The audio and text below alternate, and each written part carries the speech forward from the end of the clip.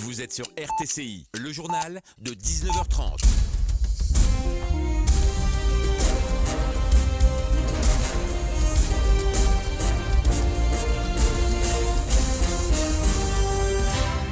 Mesdames et messieurs, bonsoir. Les agents des stations de service en grève de 2 jours, demain et après-demain, dans l'ensemble des gouvernorats de la République. Condamnation à mort dans l'attaque terroriste du domicile de l'ancien ministre de l'Intérieur, Lotfi Benjedou. Création de zones franches sur la frontière tuniso-algérienne. Nous y reviendrons.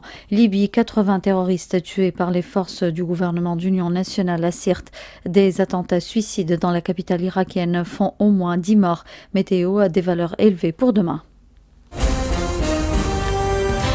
Les agents des stations-service observeront à partir de demain, 0 heure, une grève générale de 2 jours dans l'ensemble des gouvernorats de la République.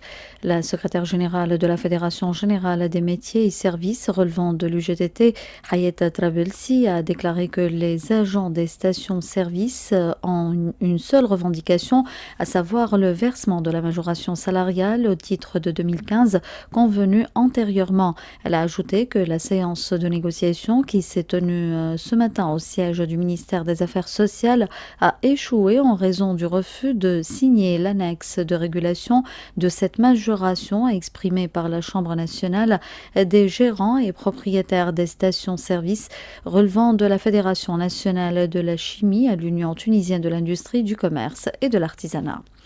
L'UGTT a indiqué ce lundi que la grève générale sectorielle annoncée par le syndicat général de l'enseignement de base et initialement prévue pour le 5 octobre a été annulée. La centrale syndicale précise qu'un accord a été signé entre le syndicat de l'enseignement de base et le ministère de l'Éducation nationale. La violence dans le milieu scolaire ne cesse de gagner du terrain en Tunisie. Le ministère de l'Éducation lance encore une fois une campagne pour lutter contre ce phénomène qui déstabilise nos établissements éducatifs. Le ministère a mis en place une série de mesures pour réduire ce fléau. Elhem Barboura, chargé de l'inclusion scolaire et des catégories vulnérables, énumère au micro de Zeynep Fers ces mécanismes.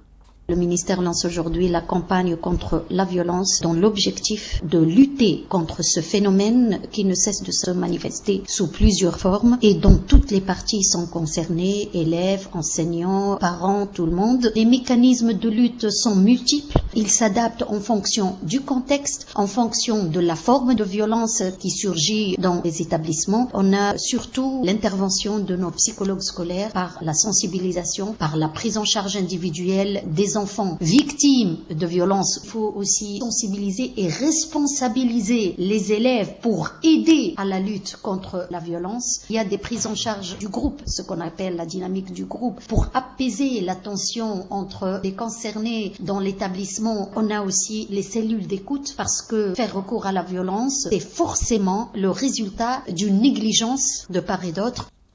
Plusieurs condamnations ont été prononcées par la justice à l'encontre de plus d'une soixantaine d'accusés dans l'attaque qui avait visé le domicile du ministre de l'Intérieur de l'époque, Lotfi Benjedou. Ainsi, Abou Ayad et Lormen Abou Sakhr ont été condamnés à mort par pendaison. Les autres accusés ont eu des peines allant de l'acquittement à des peines de 7, 10 et 36 ans de prison. C'est ce qu'a déclaré ce lundi Sofiane Seliti, porte-parole du tribunal de première instance de Tunis. Les unités de la garde douanière ont saisi cet après-midi dans un entrepôt à Al-Fajja, au gouvernorat de Manouba, des quantités importantes de cuivre de contrebande sous forme de lingots. La direction générale de la douane a ajouté que les agents de la garde douanière se sont dirigés vers le dit entrepôt après avoir reçu des informations sur cette affaire au niveau de leur unité de renseignement. Une bonne nouvelle pour les habitants du gouvernorat du Kef. 2 zones franches seront créées à Sarit Sidi Youssef et Qalat Asnen dans le cadre d'un programme de création des zones franches le long de la frontière avec l'Algérie. Le point avec notre correspondant Jamel Tibi. C'est en tout cas ce que vient de révéler le gouverneur du Kef lors de la réunion consacrée à l'examen de l'avancement des projets décidés par le précédent gouvernement en faveur de cette région. Le gouverneur a en effet précisé dans ce contexte que la phase de lancement préliminaire de la zone relative à l'étude technique et de rentabilité économique a atteint le seuil de la sélection des offres, ce qui selon lui, devrait permettre d'ici la fin de l'année au plus tard d'entamer cette étude technique, laquelle sera ensuite couronnée par le lancement des travaux effectifs des deux zones en 2017, selon le calendrier établi par le ministère du Commerce à cet effet. Le ministre des Affaires locales et de l'Environnement, Riyad Mouakhar, a effectué cet après-midi en compagnie de la ministre française de la fonction publique, Annick Girardin, une visite au centre de formation et d'appui à la décentralisation. La ministre française a fait part du soutien de son pays à la Tunisie par le financement du centre de formation continue et le renforcement des capacités des cadres territoriaux tunisiens. Elle intervient au micro de Zied Marchoub. Il était important ici pour moi de venir voir ce centre de formation, puisque la formation, c'est quand même l'essentiel dans l'efficacité d'un fonctionnaire. C'est quelque chose d'extrêmement important quand on veut être efficace sur les territoires. Donc je suis venue redire que la France est aux côtés de la Tunisie, que la ministre de la fonction publique est aux côtés de ceux qui veulent réfléchir notamment à la décentralisation que vous allez connaître en Tunisie et faire du chemin ensemble, puisque vous savez, quelquefois dans les échanges, c'est gagnant-gagnant. Les expériences des uns peuvent servir aux autres et vice-versa. J'écoute quels sont les besoins qui peuvent être exprimés et je regarde comment, avec l'ensemble de nos partenaires, l'Agence française pour le développement, Expertise France, l'ambassade bien sûr d'abord, comment on peut y répondre. Et j'ai proposé au ministre de la fonction publique une stratégie commune pour la décentralisation et la gouvernance au sens large. Mohamed Saïden, vice-président du groupe parlementaire de Nida Tounes, a indiqué ce lundi qu'une action sera menée dans les prochains jours pour préserver l'unité du bloc parlementaire et rapprocher les vues tout en écartant toute forme de division. Les conflits au sein de Nida Tounes ont eu un impact sur l'action de son groupe parlementaire. Lesquels problèmes, a-t-il dit, doivent être résolus du moment que le bloc de Nida Tounes relève de la structure du parti et se doit de concrétiser ses programmes. La circulation est bloquée pour la deuxième journée consécutive sur la route Sfax-Gafsa par les proches d'un jeune homme décédé dans des circonstances suspectes. Notre correspondante Aïbla Agili nous en dit plus.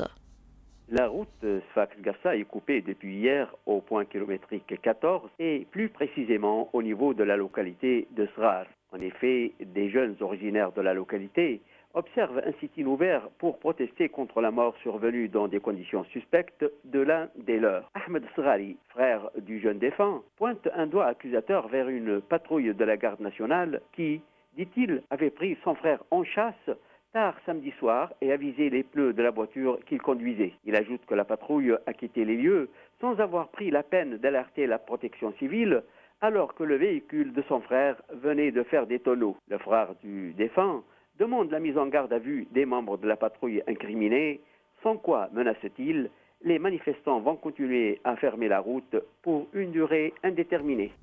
Dans le monde, les forces du gouvernement libyen d'Union nationale ont affirmé ce lundi avoir tué 80 terroristes au cours de leur offensive pour reprendre Sirte, bastion du groupe terroriste Daesh. Les forces pro-gouvernementales, dont 8 soldats ont été tués et 57 blessés dans les seuls combats d'hier, ont indiqué avoir pris de nombreux véhicules, armes et munitions aux terroristes. En Irak, au moins 10 personnes ont été tuées ce lundi dans 2 attentats suicides ont visé des quartiers de la capitale irakienne Bagdad. L'attaque la plus meurtrière a eu lieu dans un marché dans le sud de la capitale où l'explosion d'un kamikaze a fait au moins 6 morts et 16 blessés. Un autre kamikaze s'est fait exploser près d'un garage pour taxi et bus, tuant au moins 4 personnes et faisant au moins 18 blessés. Les 2 attentats n'ont pas immédiatement été revendiqués.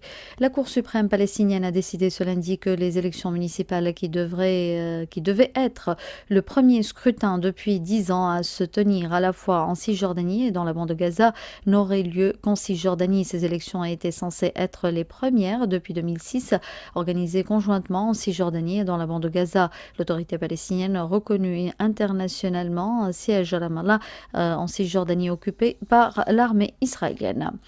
La pauvreté continue de refluer dans le monde malgré une économie mondiale léthargique, mais les inégalités persistent, compromettant la réalisation de l'objectif visant à mettre fin à la pauvreté d'ici 2030. Selon un rapport publié par la Banque mondiale, pratiquement 800 millions d'individus vivaient avec moins de $2 par jour en 2013, soit environ 100 millions de personnes de moins qu'en 2012.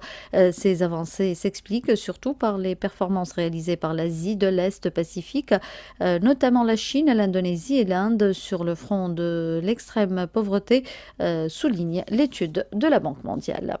Et puis les prévisions météo pour demain à la fin de cette édition, brume locale le matin avec quelques nuages sur la plupart des régions, puis ciel partiellement voilé, vent faible à modéré, mer peu agité. Les températures maximales seront comprises entre 28 et 33 degrés sur le nord et le centre et entre 32 et 37 degrés sur le sud. Je vous rappelle les principales informations de cette édition avant de vous quitter.